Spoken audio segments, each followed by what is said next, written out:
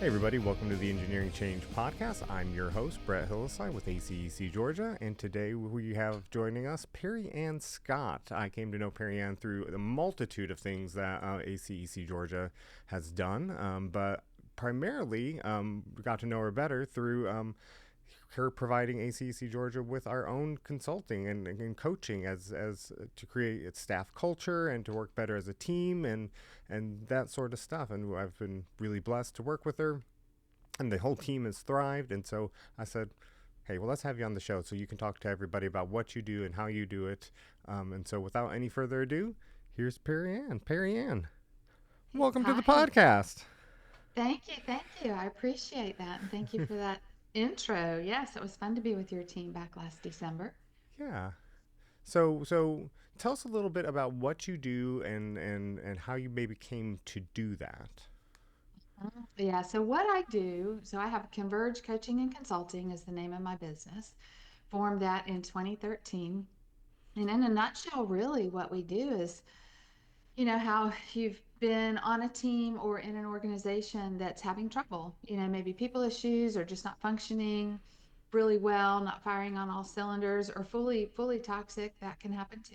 Mm-hmm. But helping with that in various ways. It's often helping leaders with coaching, it's helping teams with workshops, it's manager development, training.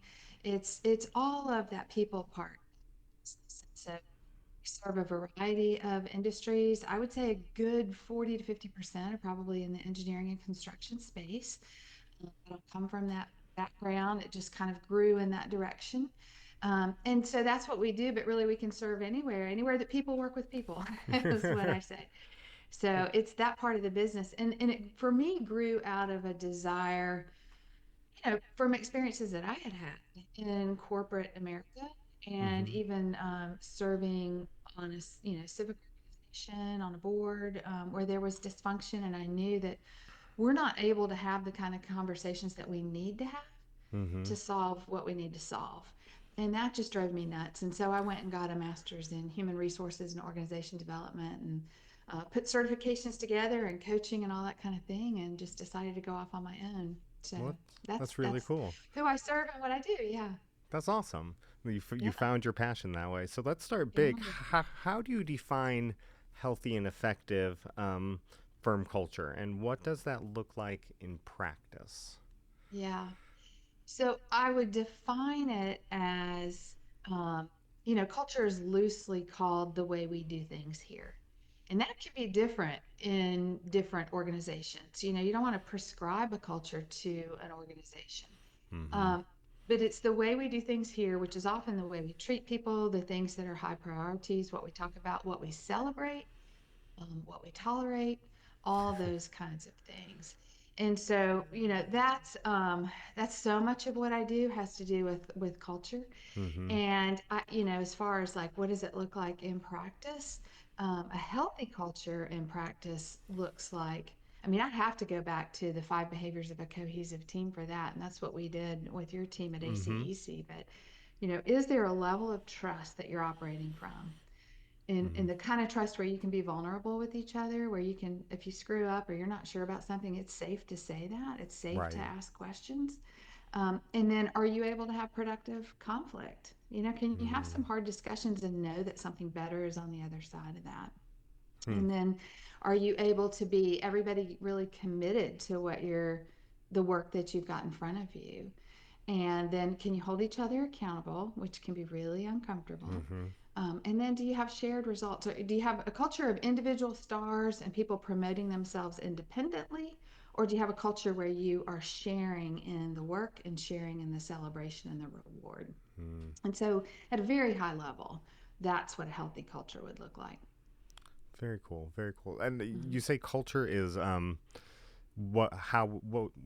Say it again for me, so I make sure I get it right.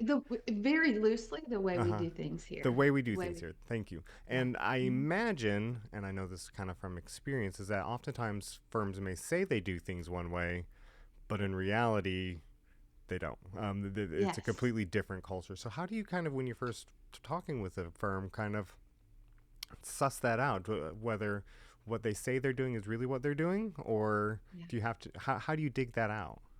Yeah, it's a great point. And there's a difference. This is true for individuals too, but true for teams and culture.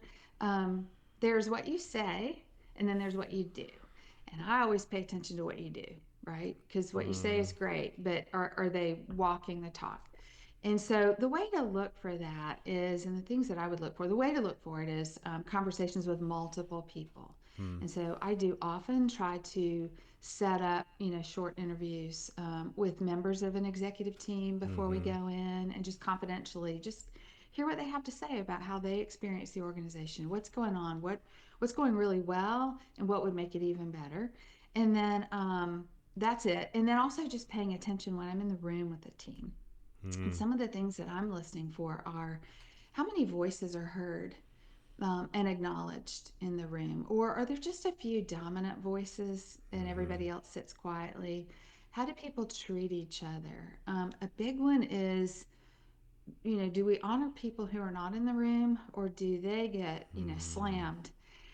Because that can really erode trust because everybody then becomes very protective. right. And when job number one is self preservation and protection, it really puts a lot of energy into that for people. And it doesn't free them to be able to go on and do better work for the team. Mm, And so that's really a warning sign. Another warning sign is turnover when right. you can't hold on to people. That's usually a warning sign over time. There are lots of other things, but those are big. Those are really Mm. big for me. So one of the things that we did before we came together as a team, and I imagine, and you do it for our future leaders class, I believe also, is the DISC assessment. Yeah.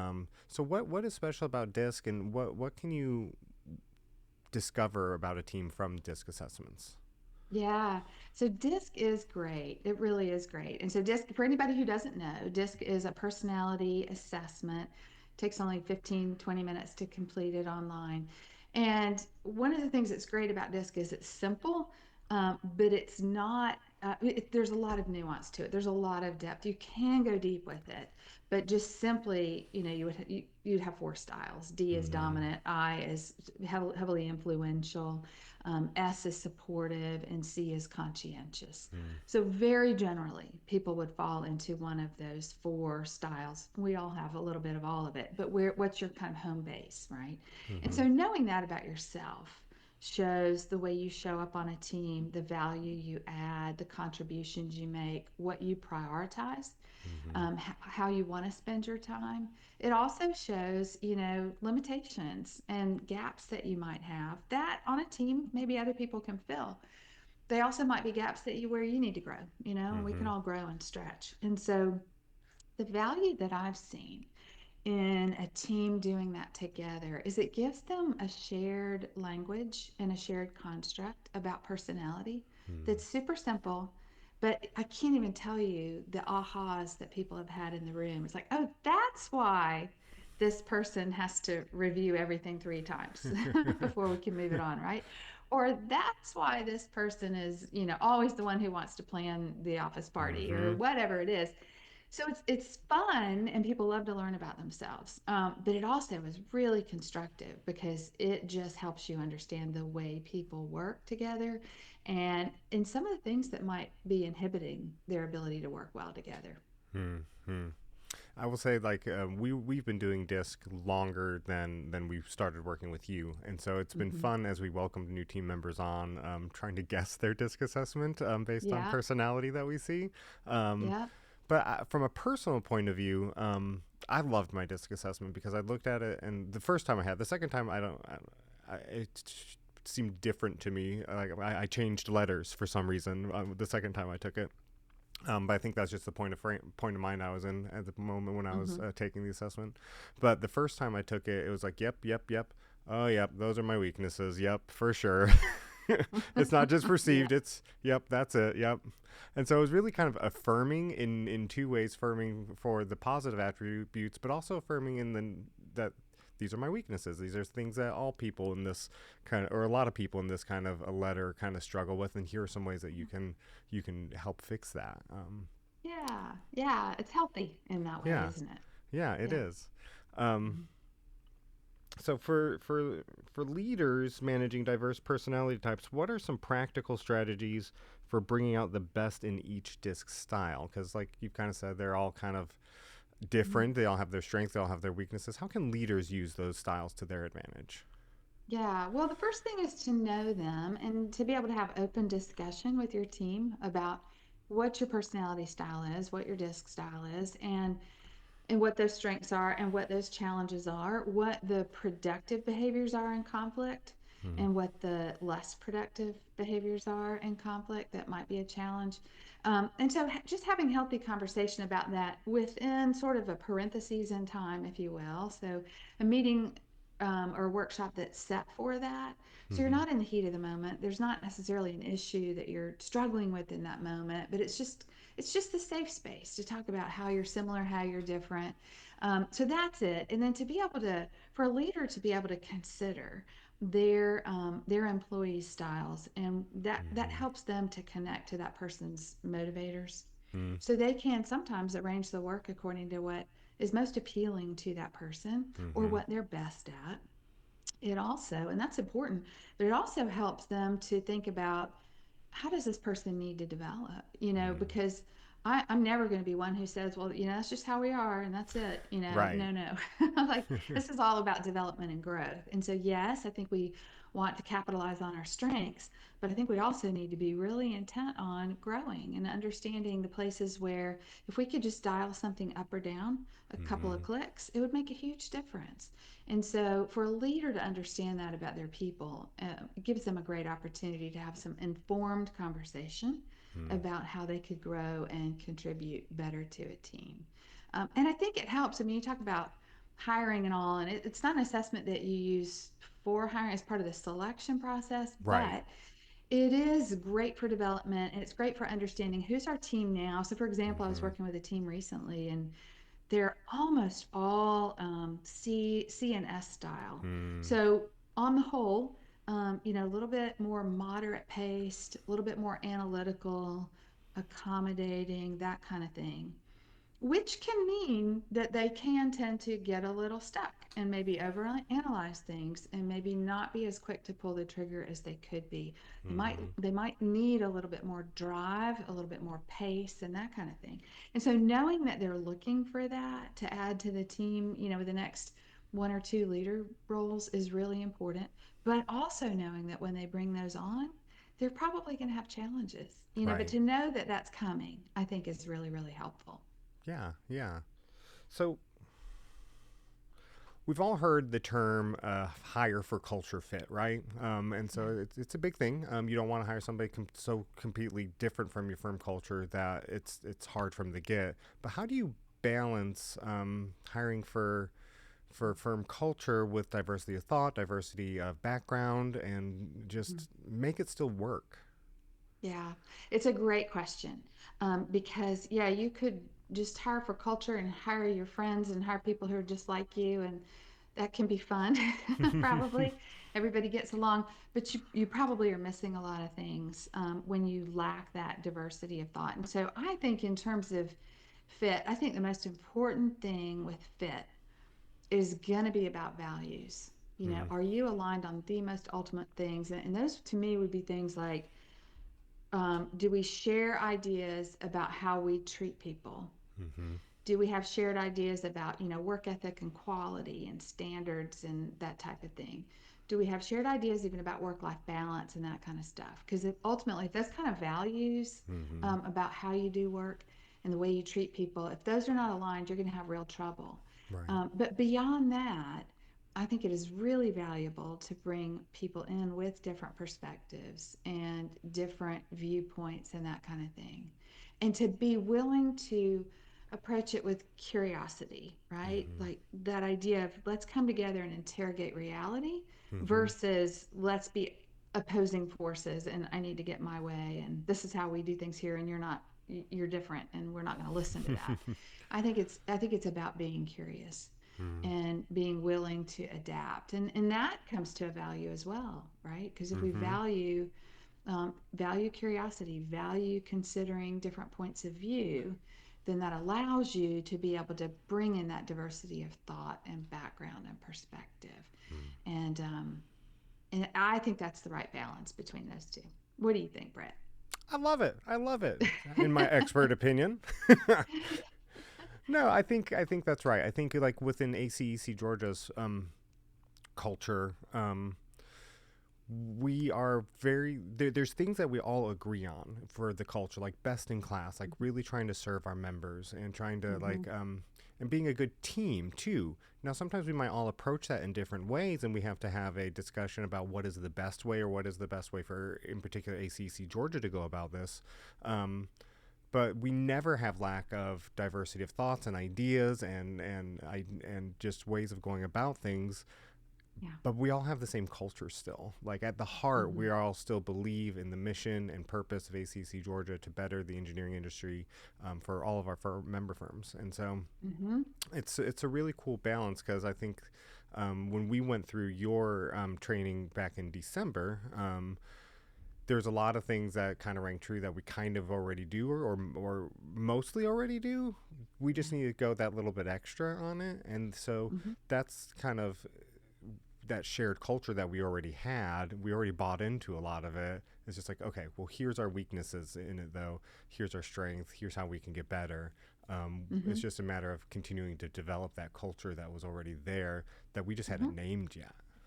Yeah, yeah, and it's very refining, Mm-hmm. and can be very refreshing, I Yeah, think, to do that that kind of thing, and then revisit it yeah, that's periodically. that's what surprised me, is that our 2 day, I think we did a retreat. It was refreshing. Like it wasn't draining. It was refreshing and energizing as a team, and I think we all walked away just being like, "Wow, that wasn't anything like we thought it was going to be. That was really cool." You had low expectations, but Well, you've been to a couple of things with other oh organizations, and yes. yeah, Yeah, but yeah. When the but boss says, "Come to a 2-day yeah, meeting." yeah, but refreshing is the word I would use for what you did for Good, us. Um, good, good, good. And for the record, I think it's 2 half days, but well, okay, it was 2 half days. yeah. um, so, what's one common mistake you often see when leaders try to fix firm culture? Like it's just not where everybody agrees it needs to be, and they try to just kind of go in at it and fix it on their own. Hmm. Hmm. So, I mean, one is you see it happen where a leader or maybe just the executive team might get together. They decide on their mission, their values, that kind of thing. They frame those, they put them up on the walls, and there they live in perpetuity, not to be revisited, not to be talked about. There's no accountability around them. There's not a revisiting of what does this mean? What does this look like Hmm. lived out? They're just statements on walls, which actually people can become, distrustful, skeptical, Yeah. kind of sneer at over time. So that's one. But I have to mention another one. You said one. Can I have two? Oh, totally. Give me one. Give me one more, Brett. So another one I think is the idea that culture building is going to happen if we do something fun together, right? So let's go watch a Braves game, or let's go do some axe throwing, and then it's going to fix the Top culture. The golf. culture's top golf, right? And those are great. Nothing wrong with those things. Those are really fun, and I think they have a place. Yeah. But I think of those things as kind of icing on the cake. And so if you really are trying to fix culture, you're going to have to do deeper work.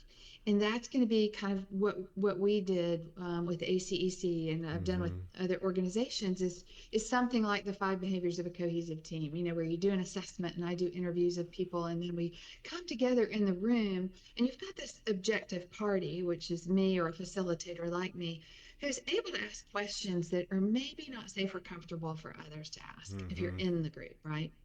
So for somebody outside to be able to do that, and to be able to question and just to kind of direct the agenda forward. And so you're Hmm. talking about some really deep things that are meaningful.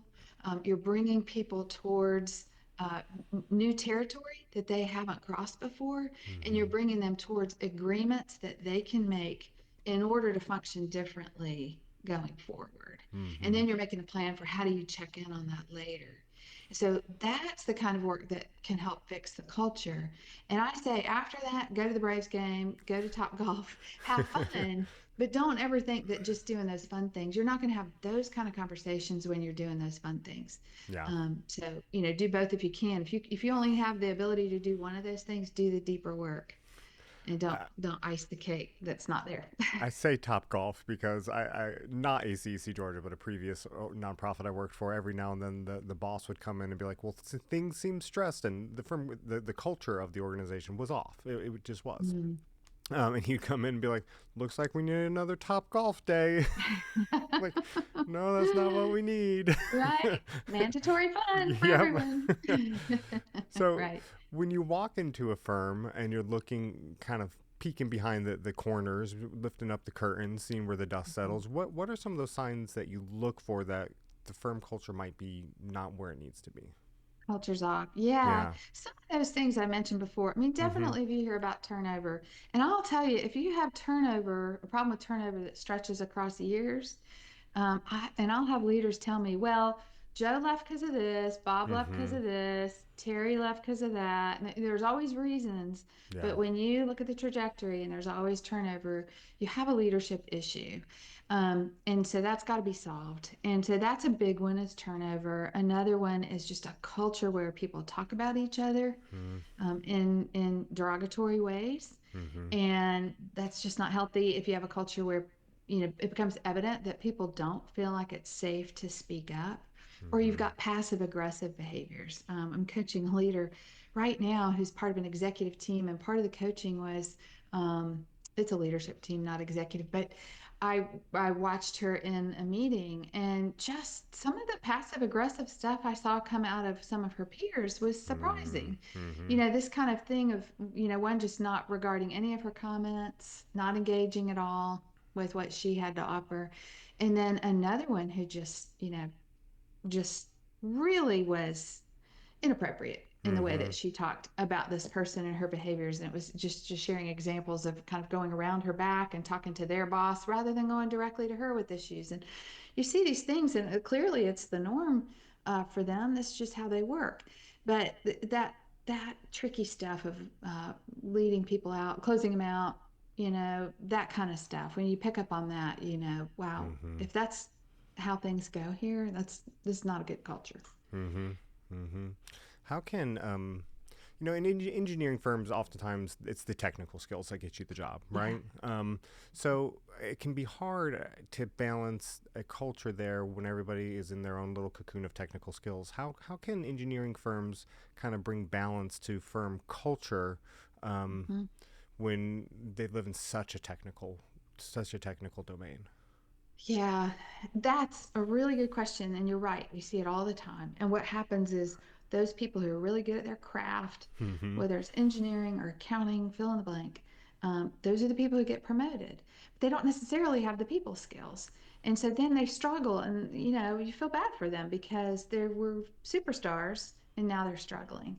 And too many companies, it's something almost 60% of companies don't give leadership training to Mm-hmm. people when they promote them. They just throw them in the deep end. And it's a whole different skill set that you have Yeah. to learn to be able to lead people well. And so I think it's about first, understanding that, acknowledging that. It does require investing in that for people. Mm-hmm. And in my work over a decade, it's just so evident. The companies that regularly invest in developing their people versus those that don't, there's a vast culture difference between the two. And the ones that are reluctant, like, I don't know if they need it, maybe they don't really need it, we'll get by without it, their Mm-hmm. culture suffers as a Yeah. result. And those that do a good job of that regularly enjoy the benefits of that. And so I Mm-hmm. think it's got to be about understanding that people need development and being clear about growing people. Nobody's fully evolved. Mm-hmm. And so, you've got to really think about the fact that technical skills, technical skills, especially as a leader, are just part of the job. Right. And I think especially for people who are sort of competitive, if they can understand that, to be successful here, you've got to be good at that. You've also got to be good at this people part, Mm-hmm. and be really clear about what does that look like and how we're going to help you get there. Because without that, it's sort of a distorted person. It's a Right. distorted leader. And you don't want that. You want people to be more fully rounded. And so it's about reframing it and helping people understand this isn't the fluff. And I understand, I used to think that way a little too. that this is kind of the fluffy stuff. Mm-hmm. But you've got to have the people skills shored up, or you're Right. just going to struggle. It's kind of the foundation, really, when you think about it. Yeah, Yeah. it's not the fluffy stuff. It's yeah. Um, Yeah. Yeah. I'll put a little plug in for ACC Georgia here. It is our podcast. Um, Yeah. we have a whole plethora of leadership development courses for your firms that they can get Hmm. involved in, from beginning intro to business of engineering all the way up to your next executive level. So we as a trade association offer that for members, so they don't even have to worry about it. They just got to sign their people up. So Hmm. Hmm. just just putting that out there for our listeners. Good. Um, So I will say, like I said, going through the training with you as a team was really enlightening. We have plans for follow up, but this never really stops, does it? Because you're always getting people brought in, and so like once you kind of get it established, how often should you as a team be revisiting or going back with new hires to kind of reshore up that foundation? Yeah. Well, I think the best answer to that question would be for a leadership team to sit down and decide that for themselves. Mm-hmm. What do we think? Knowing our culture, what do we think would work? And I think it's on a couple of levels. I mean, I think one is the leadership team would come together and look at how are we doing, compared to what we say we want to be and what we Mm-hmm. think we want to get done, how are we doing against that? And then also to check in with their people. And, that could be, for example, quarterly retreat with leaders, but also those one-on-one meetings that managers have with their direct reports. Mm, Whether that's, there's the sort of old-fashioned annual performance review, right. but better than that is to meet quarterly and just have a quarterly performance conversation. But part of what you're asking there should be, how am I helping you? What do you think about the culture? Hearing from them. Mm-hmm. People ultimately want to feel known and heard and valued. So every time you can genuinely show up and be fully present and ask them, what's your experience like? How are things Mm-hmm. going? What do you need help with? What barriers can I knock down for you? Those kind of things where you're really for them. Mm-hmm. When managers across the board are having those kind of conversations with their people, I think it goes a long, long ways. That's awesome. That's awesome. Um, Yeah. so some the firm leader out there is listening. She knows that culture needs to be fixed. What's one first step they could take to heading down this path? Yeah. Well, I think the first step would be for that leader to spend just a little quiet time, get some headspace, and think, what Mm-hmm. do I think? What do I see? What do I think is going well? And what do I think could be better? Where might we be stuck? And what is that Mm-hmm. costing us right now? Relationally, in terms of business, projects, money, whatever. What do I Mm-hmm. think about that? And then talk with your leadership team about it. What do we think about our culture? Those same questions, where are we stuck? Mm-hmm. And then I think we've talked a lot about the five behaviors program, and there are lots of good options out there. But honestly, that one's fantastic It because was you really good. you do that assessment, Mm-hmm. and then you get kind of a team report card, as you remember, where you've got how are we doing with trust? How are we Mm-hmm. doing with productive conflict and commitment and all those things? And I'll say And the where's the work book to be by done? Patrick, I can never say his last name. Lencioni. Thank you. Hmm. Um, the book that's based on is a really great, simple, short read too. That's written in a Hmm. story format, so like it's really easy to jump into the book that's behind it. It's not a book full of theory and boring. It's a really great, easy Hmm. read. Yeah, it's that parable style, really Mm-hmm. short and readable. Yeah, the five behaviors of a cohesive team is the name of the program, but the book is the five dysfunctions of a Right. team. And that's where he started with that, is looking at the Mm-hmm. at the dysfunctions, like the dark side, right? Yeah. But I think it's that. I think it's taking time out to just pause and create space to have conversations about not just not the work that we're doing, but the way that we work. Mm-hmm. Because Mm-hmm. the way that you work is what's going to propel you to success, or it's going to hold you back. Hmm. And the problem is we don't really talk about the way we work until we get into trouble. And in that moment where there's some kind of rub, Mm-hmm. anxiety goes up, animosity goes up, and that's a hard time to have that great Yeah. conversation. It's better to have, like, let's just have a time that we're going to talk about culture and the way we work. It's Yeah. better to proclaim that and dedicate time to that. um, not in the heat of the moment. Agreed. Yeah. So Perry-Ann, we've talked about how they can take their first steps, but let's say somebody really wants to engage you in your services. How can people get a hold of you? Where can they find you? How can they find me? You can find me on LinkedIn, Perry-Ann Scott, Ann with an E. You can also find my website is convergecoachconsult.com. And there you'll learn a little bit about what we do. There's a tab there for Launch, which is a manager development program that we run twice a year. And that's coming up in August, registration for that in August. But that's where we use the disc a lot, and we work on developing those managers who then become great leaders going forward. So that's probably worth a look. And you can email me at pas@convergecoachconsult.com. Well, awesome. Perry-Ann, thank you so much for taking the time to be here with us today. Thank you for everything you've done for ACEC Georgia and continue to do for us. And I'm looking forward to our continuing down this path with you as a team. Absolutely. Well, it's an honor to be a guest on your podcast, Brett, and Thank it's an you. honor to work with ACEC and those featured leaders every year for what, eight years or so 8 now, years, I think. yeah. And yeah, I enjoy working with all those firms and with ACEC. So thank you for the opportunity. Thank you. And for everybody out there watching, tune in next time. We'll have another great guest, or maybe it'll just be me and Sully talking. You never know what's going to happen. But we'll see you all next time.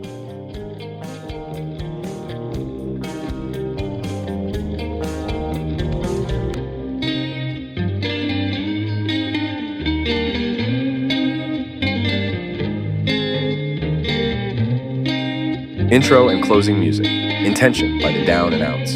Music used with permission. Engineering Change is a production of ACEC Georgia. Copyright 2024, all rights reserved.